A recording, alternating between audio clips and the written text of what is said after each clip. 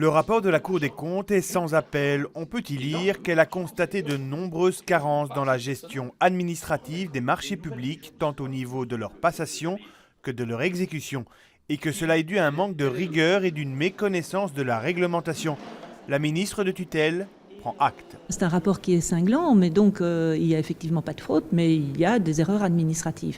Maintenant, il n'est pas nouveau ce rapport, puisque Bruxelles Environnement l'a reçu déjà au mois d'avril, et que depuis 2 ans, ils se préparent aussi à faire des modifications, à la fois dans leur fonctionnement et à la fois dans leur organigramme, pour mieux répondre justement à ces questions qui sont de plus en plus complexes par rapport à l'organisation des marchés publics. Ce n'est pas acceptable d'être incompétent en matière de loi sur les marchés publics. Et donc, oui, il n'y a pas eu de contrôle interne. Oui, il n'y a pas eu de contrôle politique. Oui, on ne s'est pas soucié de la bonne gestion et du bon respect de la loi sur les marchés publics, qui est le BA de la démocratie. La Cour des comptes formule une multitude de propositions pour que l'administration se mette en règle et demande, entre autres, des formations et une réorganisation qui est justement en cours à l'IBGE.